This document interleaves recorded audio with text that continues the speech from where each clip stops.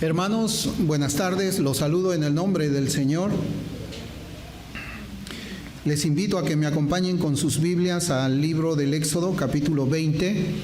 Vamos a leer nuevamente desde el versículo 8 hasta el versículo 11. En esta oportunidad vamos a meditar en la segunda parte del mandamiento, del cuarto mandamiento.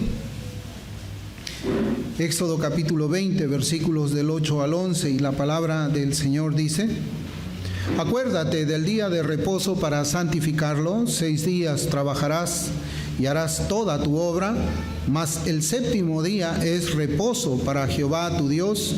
No hagas en él obra alguna, tú, ni tu hijo, ni tu hija, ni tu siervo, ni tu criada, ni tu bestia, ni tu extranjero que está dentro de tus puertas. Porque en 6 días hizo Jehová los cielos y la tierra, el mar y todas las cosas que en ellos hay, y reposó en el séptimo día. Por tanto, Jehová bendijo el día de reposo y lo santificó. Bien, la semana pasada iniciamos la primera exposición del cuarto mandamiento. En esta oportunidad, con la ayuda del Señor, voy a exponer, hermanos, una segunda parte de este mandamiento, y el domingo que viene finalizaremos pues este mandamiento acerca del día de reposo, el día de reposo cristiano. Entonces yo recuerdo, hermanos, una introducción sobre la forma en que muchos profesantes buscan una iglesia para congregar. Y en el ámbito de los reformados también existe una manera muy peculiar de buscar una congregación para hacerse miembro allí y servir desde esa iglesia local al Señor. La manera en que la mayoría de los reformados del siglo XX y del siglo XXI buscan iglesia es preguntando lo siguiente. Primero es si es que es una iglesia reformada, ¿no? Una iglesia reformada, aunque yo creo de que esa palabra reformada ya ha perdido su significado en el tiempo. Ya reformado lo han reducido solamente a las doctrinas de la gracia. Si alguien cree las doctrinas de la gracia, se le considera como una persona reformada, o una iglesia que afirma esas doctrinas que se conocen como los 5 puntos, entonces se le considera, ¿no?, una iglesia reformada, pero eso no es así. Otra pregunta que también se hace es si es que la iglesia tiene una predicación expositiva, ¿no? O sea, si es que en la iglesia se va estudiando un libro, ¿no?, desde el capítulo 1 hasta el último capítulo, cada domingo se va leyendo los versículos y se va predicando al pueblo del Señor. Eso es también una característica que tienen muchas iglesias reformadas y que, pues bueno, cuando nosotros revisamos las predicaciones de Charles Spurgeon, si alguna vez hemos leído sus sermones que tienen números, están numerados los sermones, pues nos vamos a dar cuenta de que muchas veces el pastor Spurgeon, siendo reformado, predicaba de forma temática y no expositiva. Una forma temática es un tema específico que un pastor busca para la iglesia, ¿no? Esos son términos que más o menos les doy a conocer, ¿no? Hay una predicación que es expositiva, hay una predicación que es temática. La predicación expositiva es: el predicador ya sabe qué es lo que va a predicar el domingo que viene, es un poco más sencillo. La predicación temática, el predicador tiene que estar de rodillas buscando al Señor para pedirle el tema que debe predicar a la iglesia. Pero son pocos los reformados de los siglos del siglo XX y del siglo XXI que preguntan si en la iglesia guardan bíblicamente lo que guardaron los reformadores. O sea, hay una reforma hoy día que es desconectada de los reformadores, de la reforma protestante del siglo XVI y que comenzó Martín Lutero. Ellos, por ejemplo, no preguntan ¿Tienen una adoración regulada? Y claro, no lo preguntan, o también ellos no preguntan, guardan el día del Señor. Yo conversaba anoche con un pastor muy querido acerca de que pues estaba predicando acerca de los 10 mandamientos y que me tocaba a mí predicar una segunda parte el día de hoy. Y le había hecho este comentario acerca de que pues cuando uno se anima a buscar una iglesia no pregunta sobre esos 2 temas. Y yo lo entiendo, ¿no? El pastor me decía por teléfono, es que la gran mayoría de hermanos en la iglesia no saben qué cosa es una adoración regulada, no saben qué cosa es o qué es lo que enseña Dios en el 4.º mandamiento. Y esa es la razón por la cual no se preguntan, ¿no? Y es cierto, nosotros como pastores estamos aquí también para enseñar acerca de estas 2 doctrinas que eran afirmadas, sostenidas y defendidas por los reformadores. Por eso es que cuando nos visitan en la iglesia, ellos pueden ver de que nuestra adoración es solamente himnos y salmos.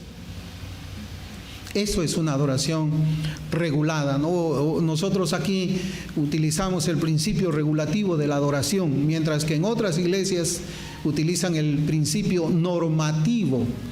Cuando utilizan el principio normativo, ellos piensan, por ejemplo, Dios prohíbe el rock, no prohíbe el rock en la Biblia, entonces adoremos con rock, por ejemplo, ¿no? O Dios prohíbe las luces psicodélicas, bueno, en la Biblia yo no leo que prohíba las luces psicodélicas, entonces podemos adorar con luces psicodélicas. Eso es el principio normativo que en alguna oportunidad con la ayuda del Señor les voy a compartir.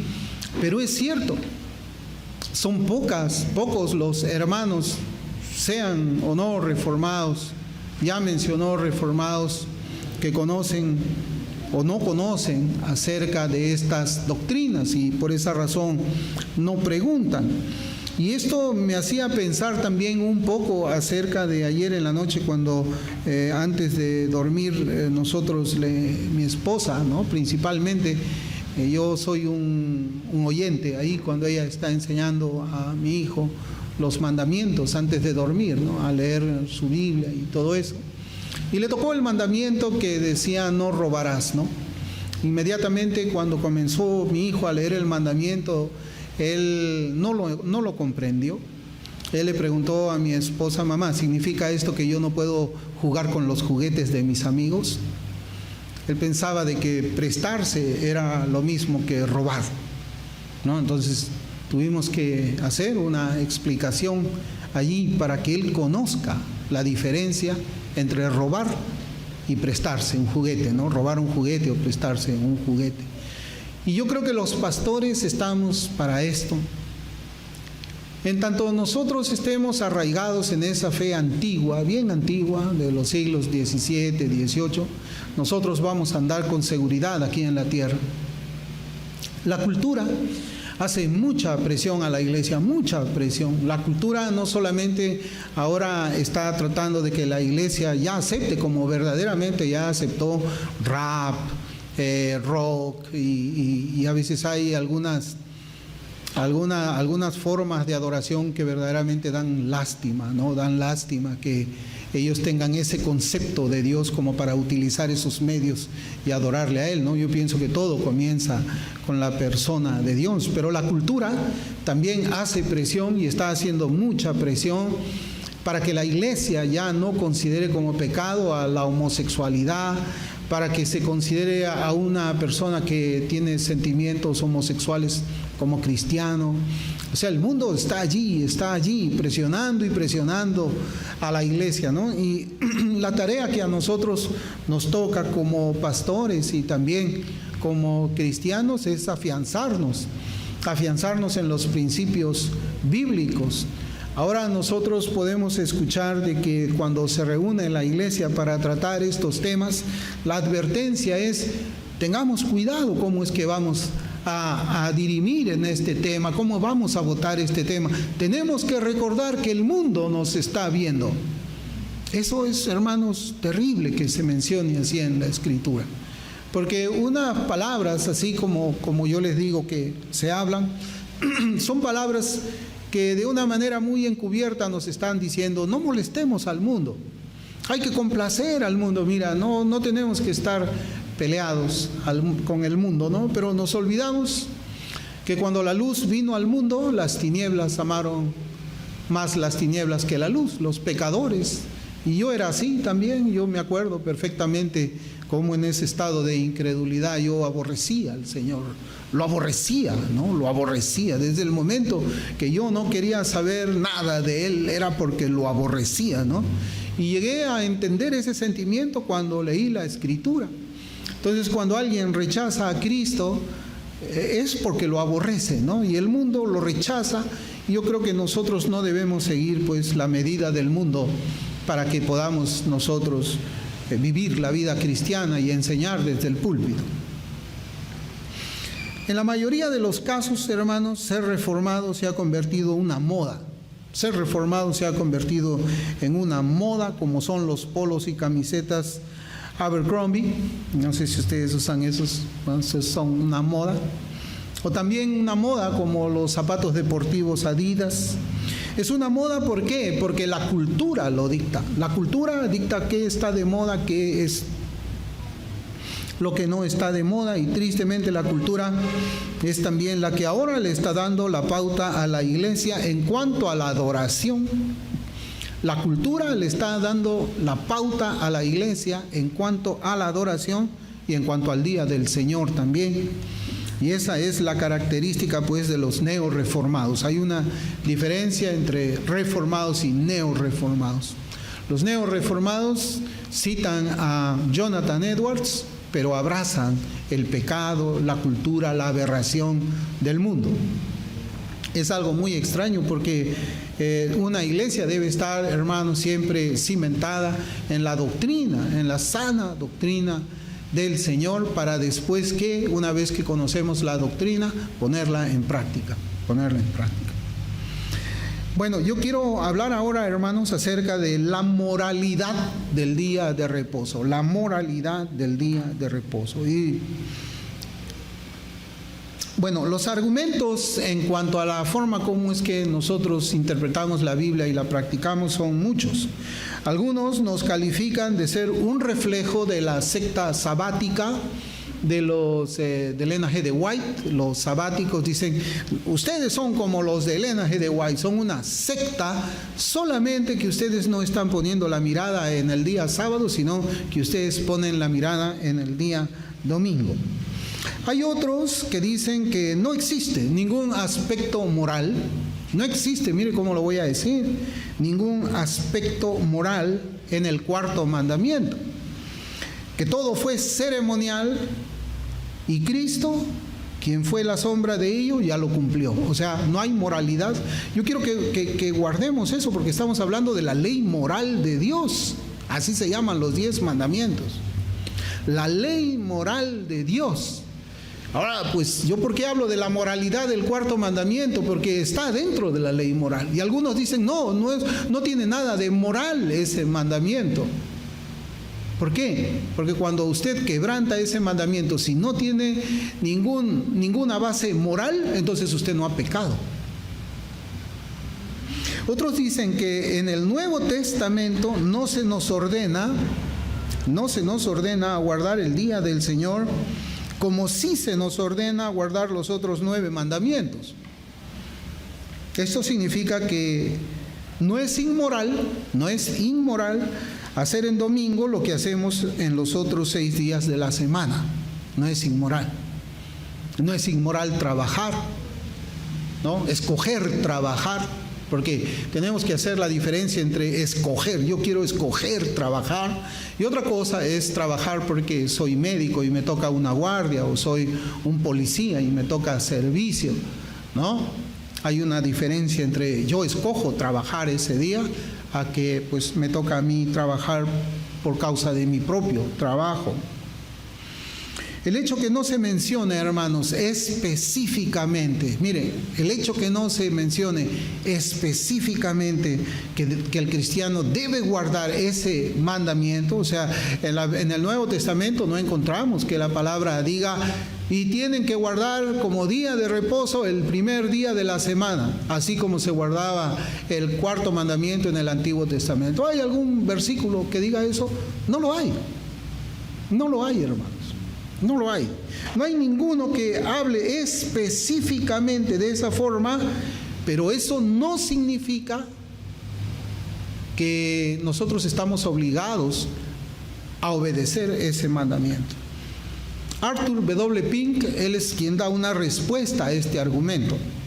Y yo creo que esa es la ventaja cuando no solamente leemos, por ejemplo, a los antiguos en cuanto a la manera como es que ellos exponían el cuarto mandamiento o todos los mandamientos, sino también leer a otros autores que verdaderamente son del pasado. Yo tengo una regla, hermanos.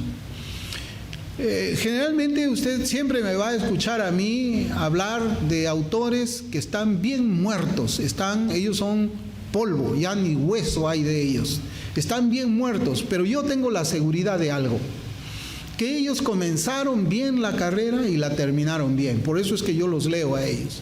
A los actuales yo no los leo, salvo que por alguna razón deba hacerlo, ¿no? Pero no los leo.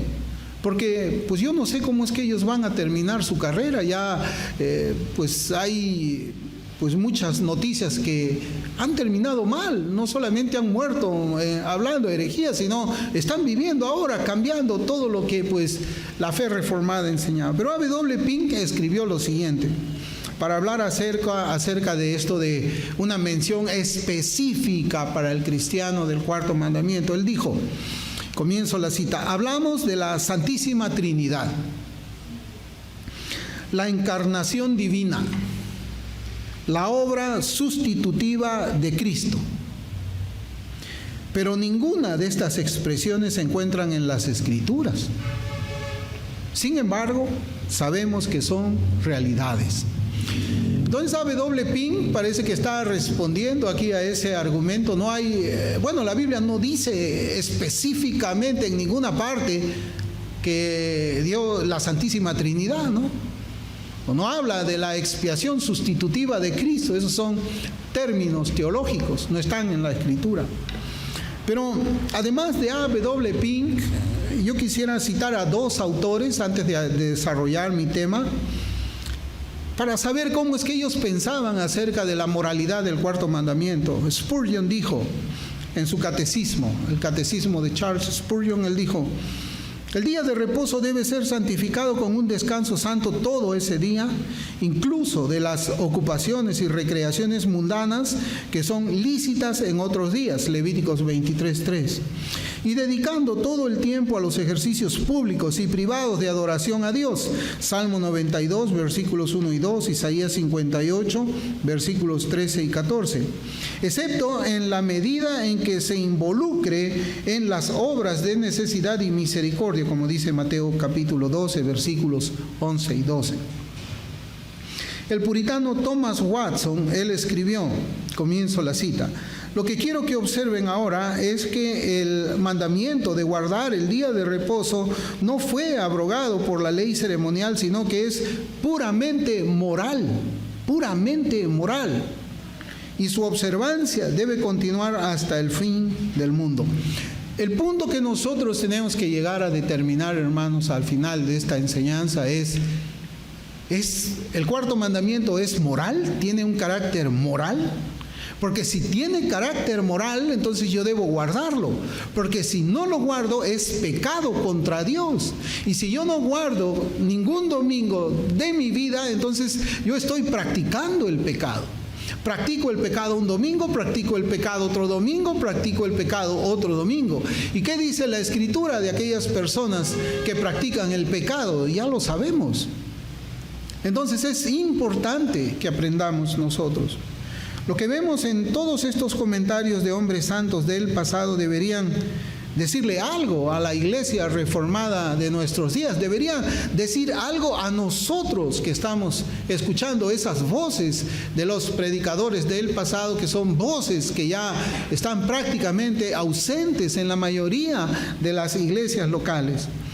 Finalmente, las palabras del Señor. Ahora yo quiero citar al Señor. Ya hemos citado. Yo creo que la palabra del Señor está por encima de esta predicación, por encima de las palabras de los pastores piadosos del pasado. Las palabras del Señor también cuando se refiere cuando Él se refiere a la ley moral de Dios, porque el Señor sí habló de la ley moral de Dios y está en Mateo, si quiere buscarlo, Mateo capítulo 22, voy a leer el versículo 37 al 39.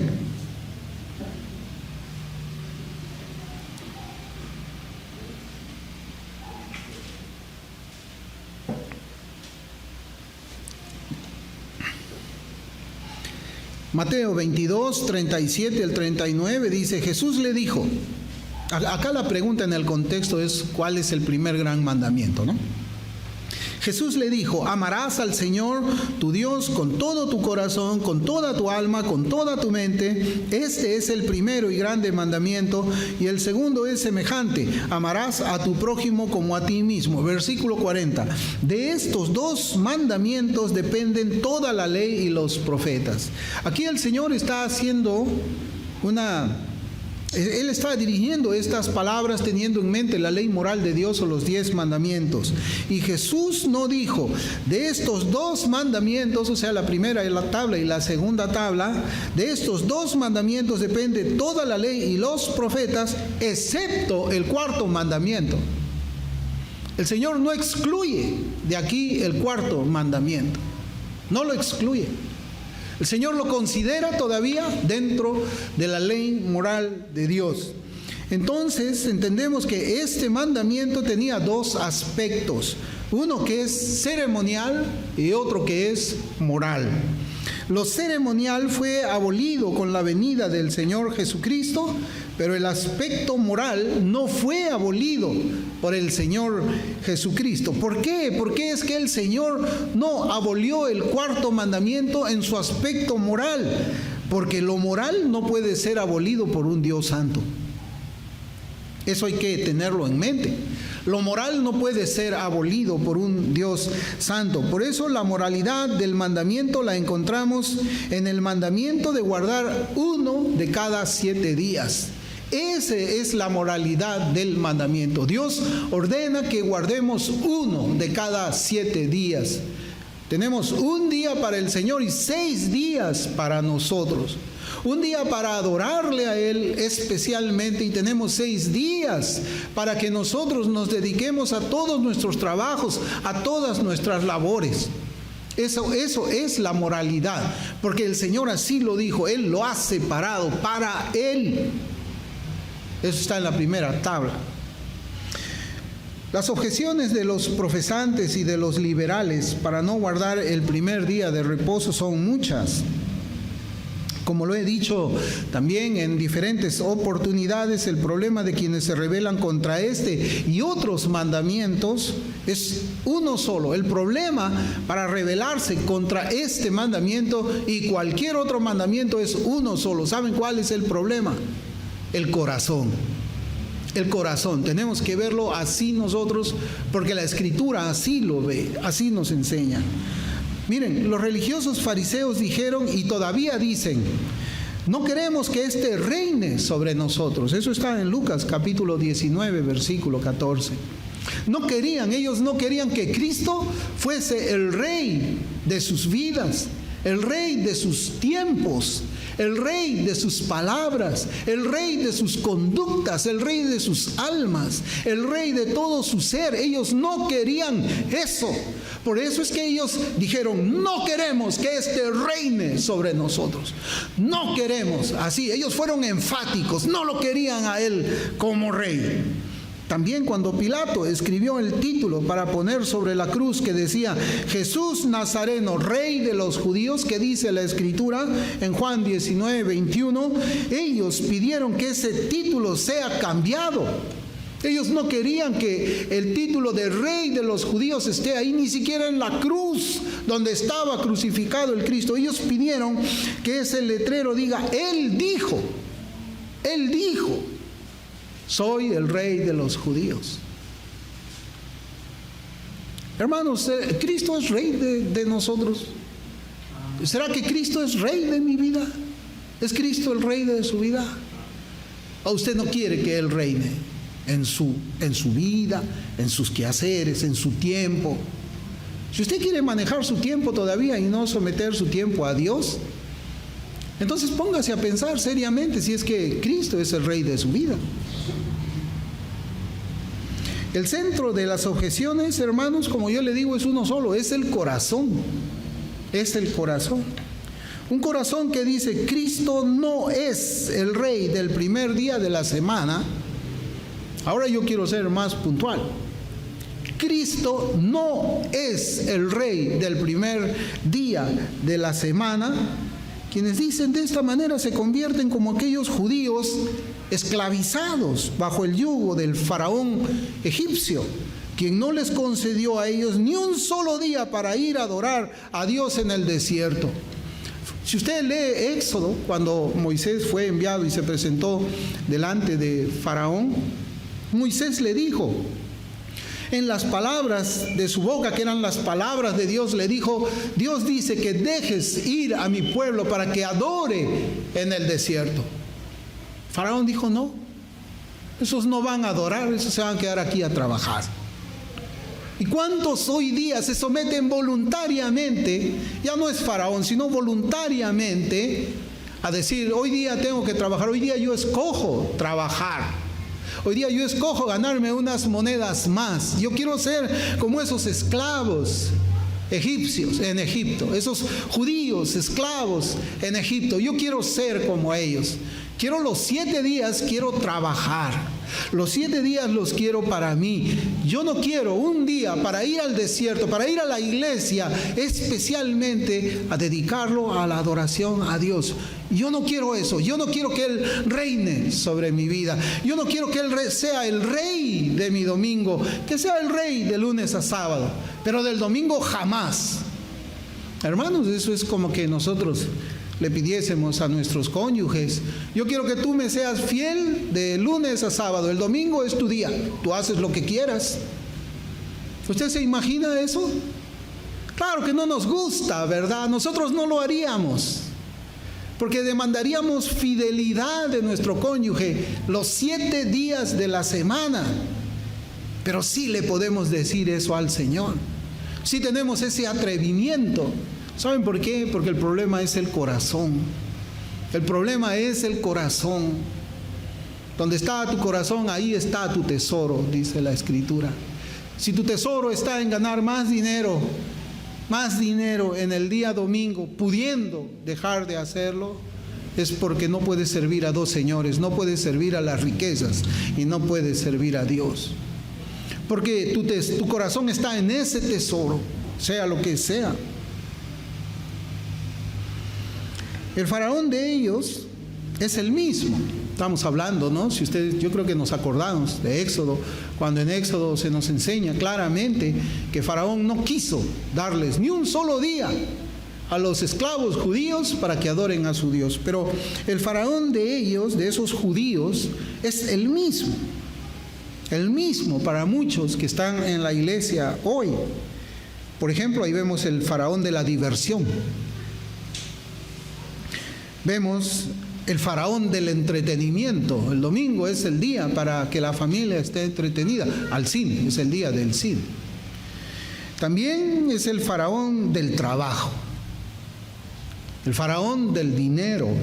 Esa es la esclavitud de muchos que están en el mundo y que también están físicamente en algunas iglesias. Están en el mundo, su corazón está en el mundo, pero físicamente están concurriendo a las iglesias.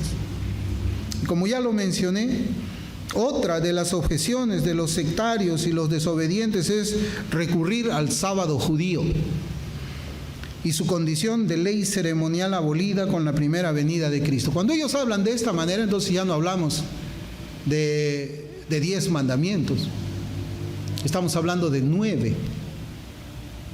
Ahora yo digo que son 9, no son 10, son 9. ¿Cómo suena eso? Suena atrevido, ¿verdad? ¿Un cristiano puede decirle eso a Dios? ¿Sabes qué? No, ese cuarto mandamiento era solamente ceremonial. Son 9 ahora. Son 9. No hay ningún día para ti. No hay ningún día para ti. Pero hay también, como yo les decía, hermanos que nunca han escuchado la enseñanza de esta doctrina, como conversaba con el pastor, y por lo tanto ellos no han considerado la moralidad de guardar un día de cada 7. ¿Por qué guardamos el primer día en lugar del séptimo como nuestro día de reposo? ¿Por qué lo hacemos?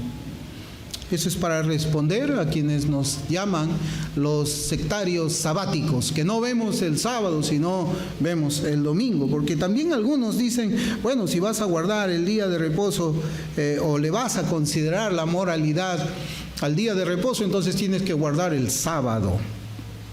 Bien, el primer argumento es el argumento de la palabra de Dios. Está en Mateo 12:8.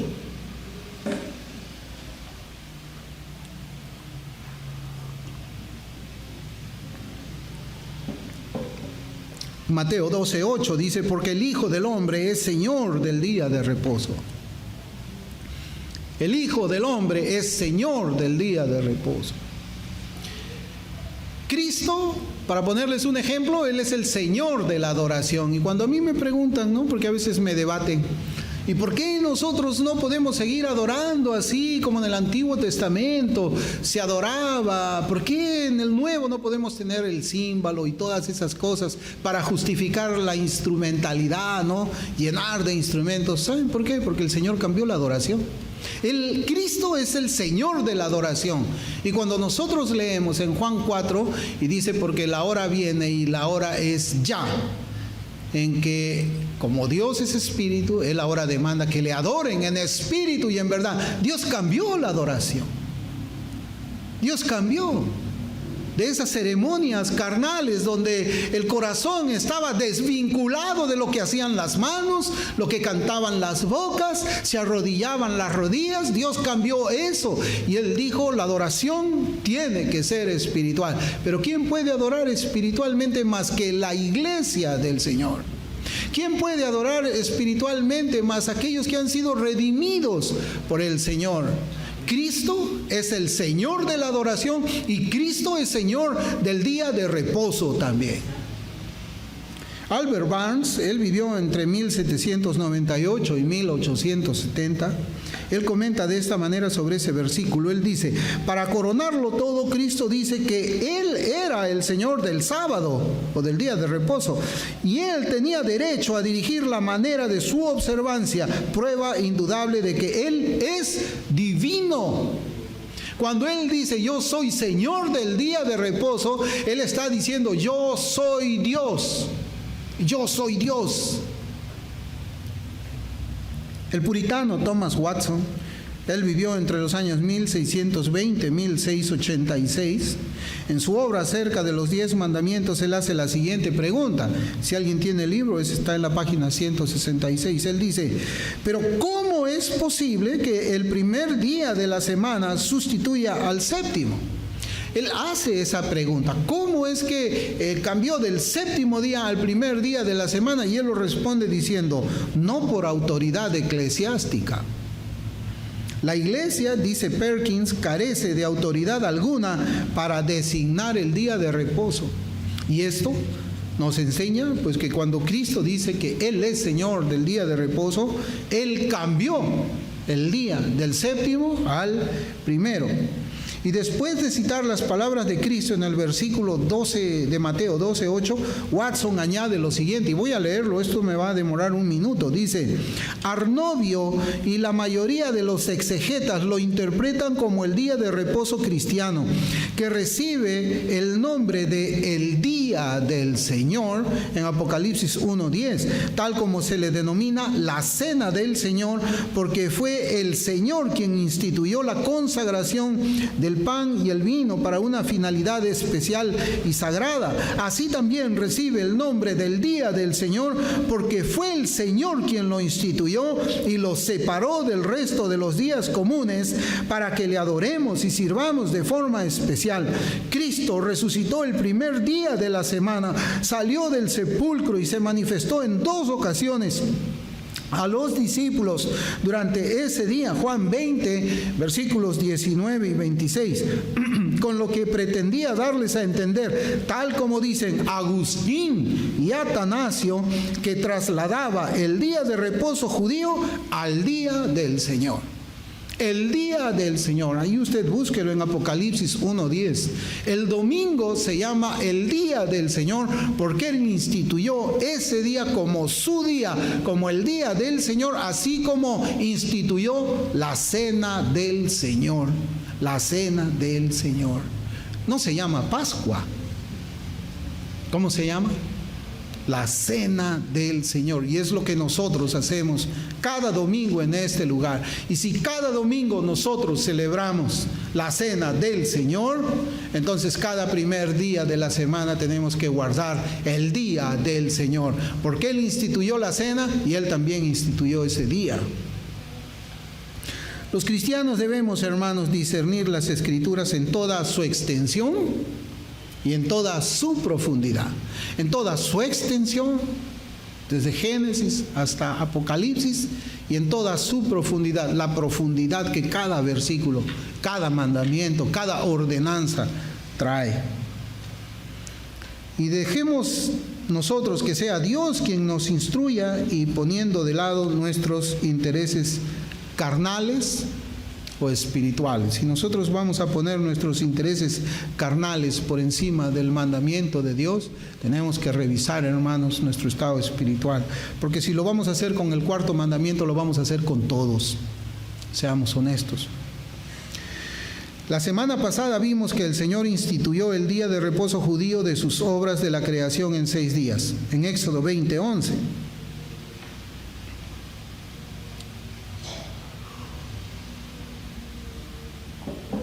Ahí dice: porque en 6 días hizo Jehová los cielos y la tierra, el mar y todas las cosas que en ellos hay, y reposó en el 7º día. Por tanto, Jehová bendijo el día de reposo y lo santificó. Meditemos en lo siguiente, hermanos. Pensando en la obra divina diferente, porque hay una obra divina distinta. Pensemos ahora no en la obra de la creación que está en Génesis, sino que ahora debemos pensar en la obra de redención, que es la obra de Jesucristo en la cruz.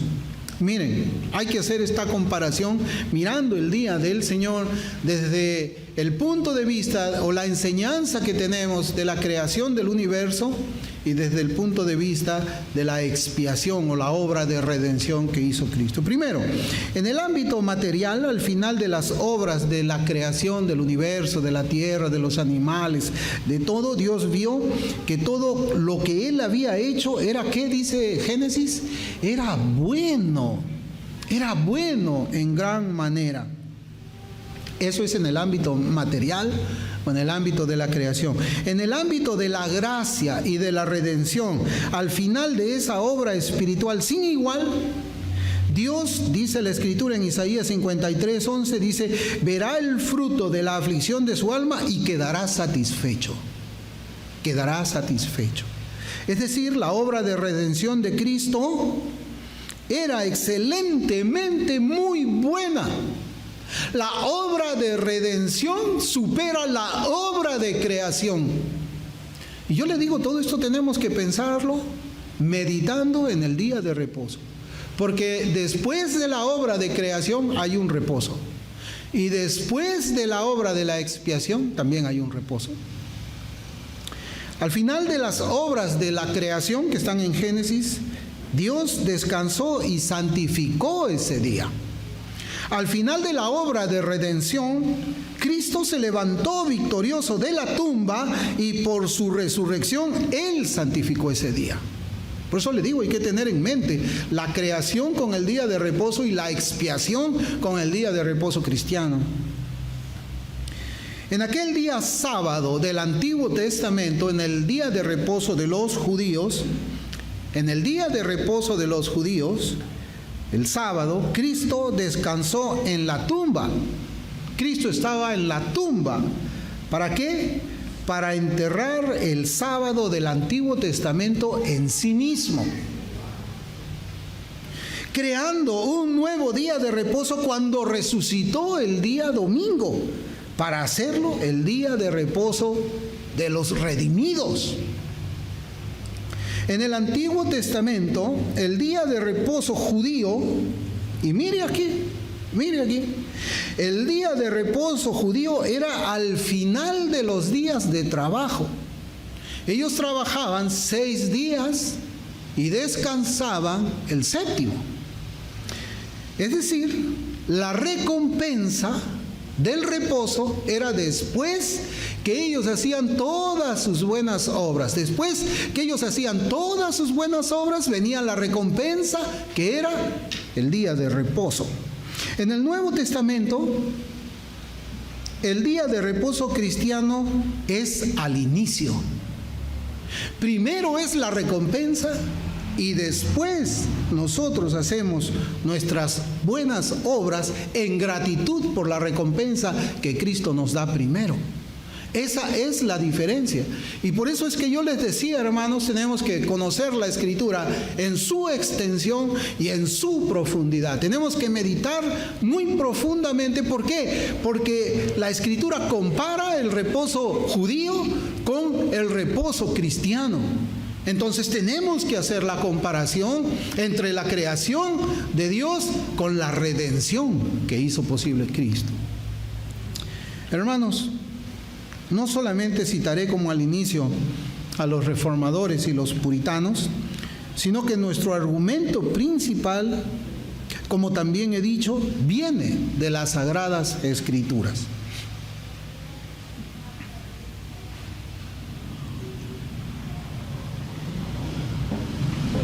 Viene de las Sagradas Escrituras. Y acá estamos, no nos olvidemos que estamos hablando de la moralidad del día de reposo. Estamos hablando de la moralidad del primer día de la semana, que es el 4º mandamiento. Y yo les decía que, bueno, he citado también a los puritanos, a los reformadores, pero también he citado la Escritura. Yo ahora quiero seguir citando la Escritura. Hermanos, no existe ninguna duda para quien haya leído la Biblia.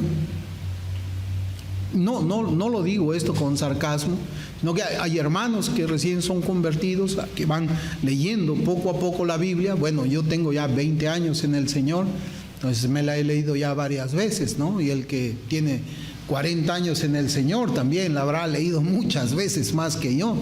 Pero el que tiene 6 meses o 1 año posiblemente todavía no la termina de leer o no la entiende completamente. Pero para quien haya leído la Biblia, es evidente que la conducta de los apóstoles del Señor, nos enseña que el primer día de la semana fue santificado por Él mismo, o sea, fue santificado por Cristo. Ellos, los apóstoles, se reunían repetidamente en ese día y que luego de resucitado, el Señor aprobó con su presencia entre ellos la santificación del primer día de la semana. Léalo en la Escritura. Ahí dice que los apóstoles se reunían el primer día de la semana para partir el pan, para orar, para hacer el culto, el servicio, y en ese día se presentaba repetidamente el Señor Jesucristo. ¿Qué significa esto? Esto significa que el Señor nunca les dijo que no era necesario guardar el domingo. Nunca les dijo. O que era imperativo que ellos sigan guardando el sábado. Cuando el Señor se aparecía en medio de ellos, en ese culto de adoración, en esa celebración de la resurrección de Cristo, el Señor nunca les dijo: ¡hey, qué cosa están haciendo ustedes! No, porque el Señor sabía de que ellos estaban guardando el 4º mandamiento, pero el primer día de la semana, porque Cristo es Señor del día de reposo.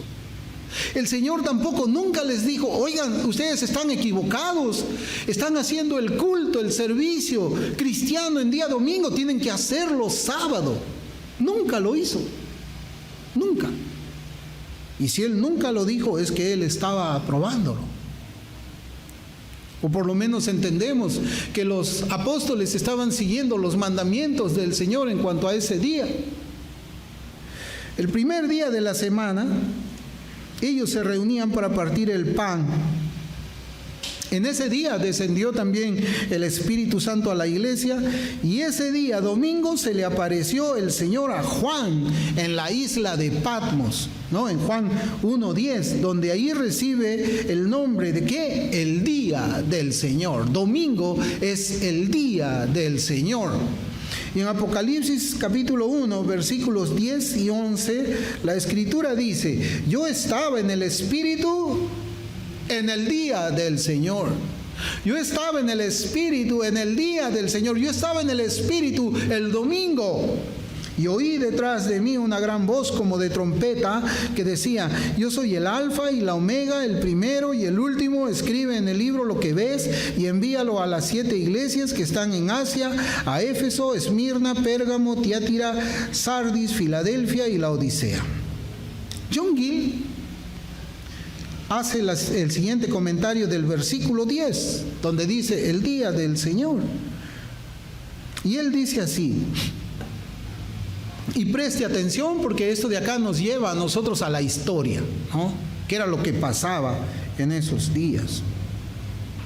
Bernabé, comienzo la cita, John Gill dice acerca del día del Señor en Apocalipsis 1:10. Bernabé, el compañero del apóstol Pablo, llama a este día el octavo día. Bernabé le llamaba el octavo día, a diferencia del séptimo día sabático de los judíos, y del cual dice que es el comienzo de otro mundo.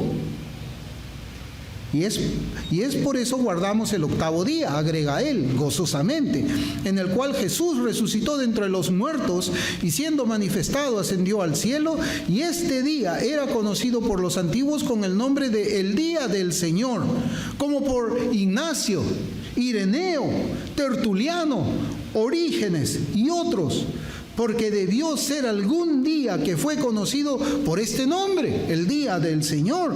De lo contrario se menciona aquí sin ningún propósito, porque no se distinguiría de los otros días, por lo cual no puede designarse simplemente como el día en que Juan vio esta visión, porque el Señor se le apareció en ese día, pues esto no lo distinguiría de ningún otro día. John Gill dice que el día del Señor se distingue de los otros 6 días de la semana. Se distingue. Y no solamente, hermanos, cuando usted revisa el comentario de John Gill y él cita a Ireneo, a todos ellos, están ahí las referencias. ¿En qué obra es que nosotros podemos encontrar que Ignacio, Ireneo, Tertuliano, Orígenes, a ellos se les considera padres de la iglesia? Y sus escritos son estudiados también por nosotros. Pues ellos, la iglesia primitiva, guardaba el primer día de la semana. Es decir, ellos creían en la moralidad del cuarto mandamiento y guardaban el primer día de la semana. Eso es lo que dice la historia. Eso es lo que hicieron los cristianos primitivos. Nosotros nunca, hermanos, debemos dejarnos guiar acerca de lo que debemos obedecer por lo que escuchamos hoy día en los púlpitos o por lo que vemos lo que hoy día hacen en las iglesias. No, tenemos que ir a la Biblia y tenemos que ir al pensamiento, a las costumbres de los hermanos en la iglesia primitiva, que dicho sea de paso, hermanos, son completamente diferentes a las prácticas que tenemos hoy nosotros aquí. Creo que bien, para terminar, hermanos, de exponer acerca de la perpetua moralidad del cuarto mandamiento, la moralidad del cuarto mandamiento, es decir, la obligación para todos hasta que el Señor Jesucristo vuelva por segunda vez, yo quiero mencionarles lo siguiente a manera de resumen. Primero, la moralidad del cuarto mandamiento, para distinguirlo del aspecto moral, aparece como institución al final de la creación del universo, antes de que el hombre existiese y pudiese realizar cualquier ceremonia. Es de carácter moral porque el Señor lo separó cuando terminó la creación.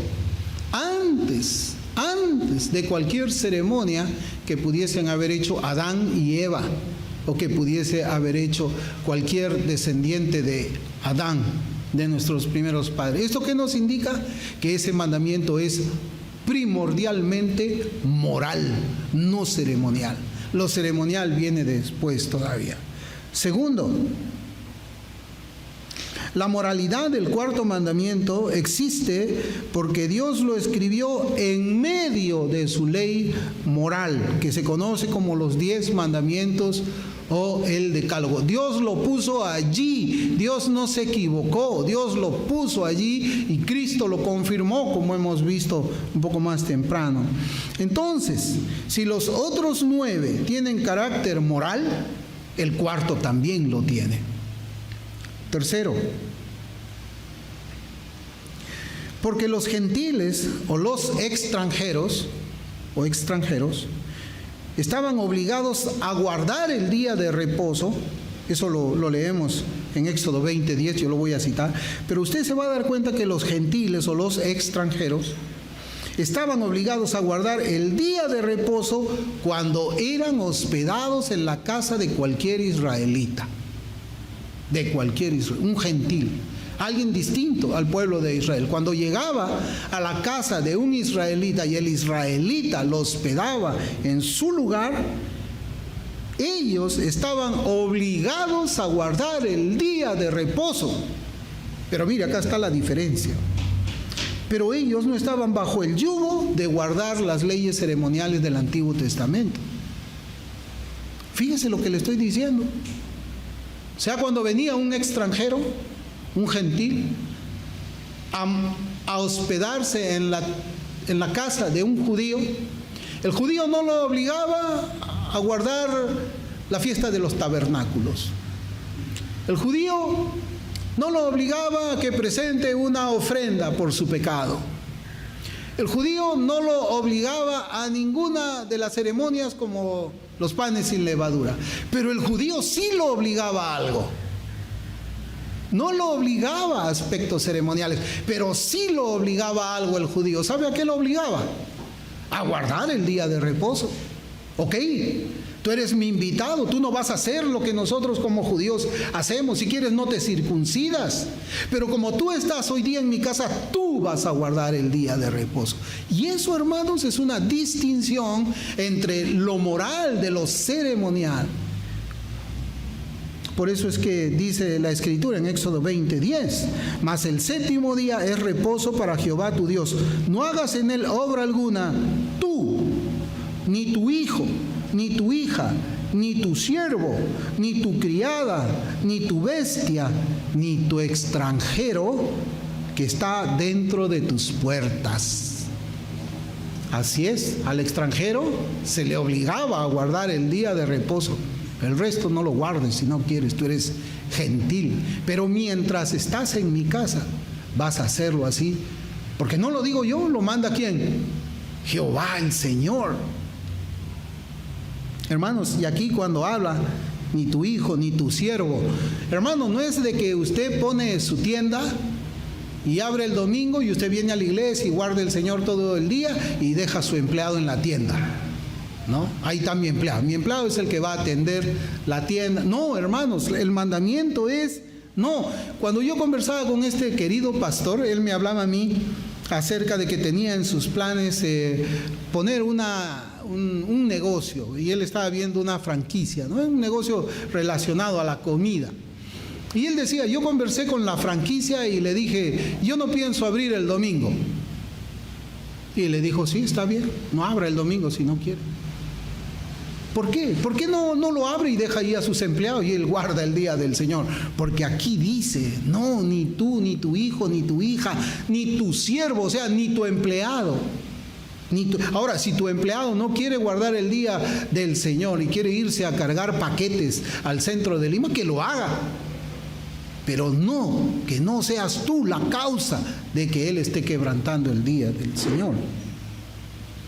Cuarto, la moralidad del cuarto mandamiento la hallamos en la respuesta del Señor a sus discípulos en Mateo 24:20. Abra Mateo 24:20, hermanos.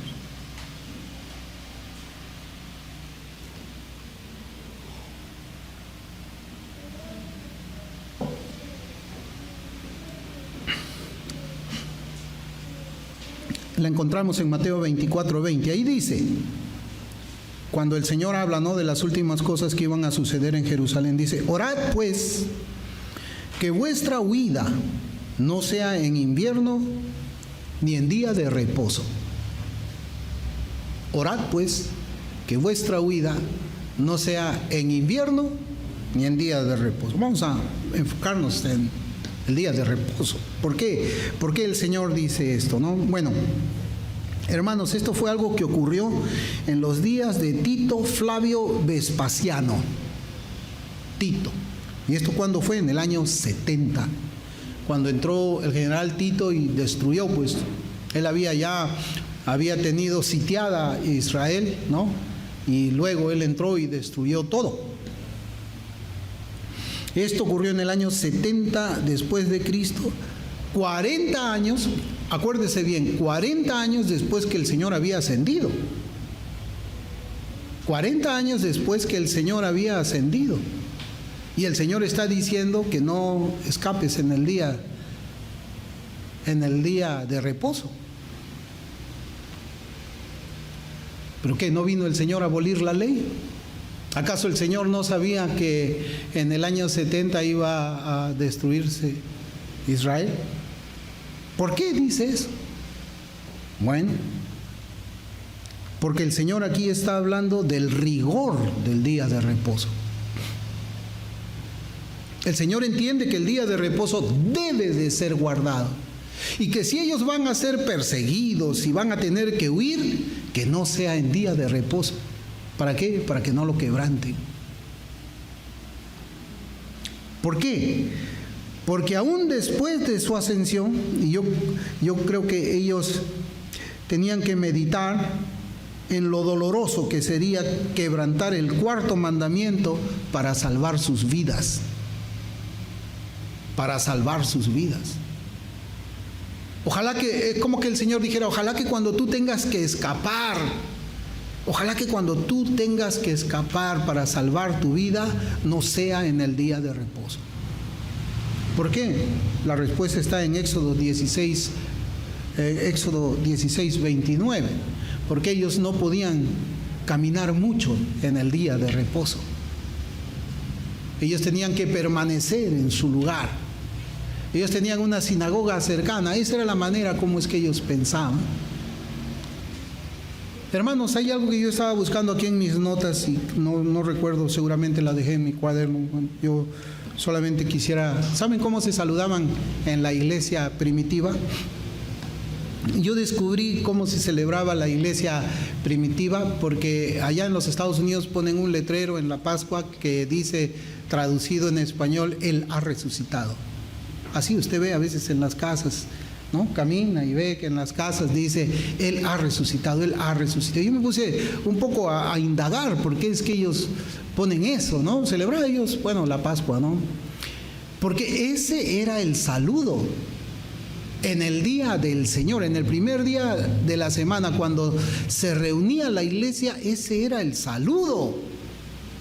Yo qué raro que no lo haya dicho acá, yo lo tenía anotado, seguro se lo voy a decir en la tercera parte.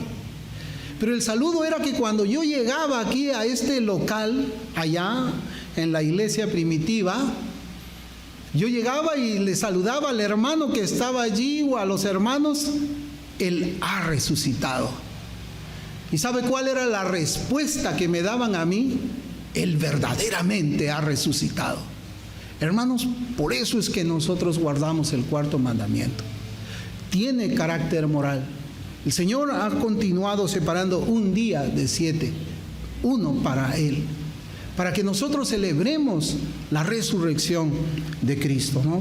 Y todos estos argumentos, estos 4 argumentos que yo les he traído, como resumen, nos demuestra pues la perpetuidad del carácter moral. Tiene que verlo así, el carácter moral del cuarto mandamiento hasta la segunda venida de Cristo. Por lo tanto, su iglesia lo guardará de todo corazón y gozosamente. Vamos a orar.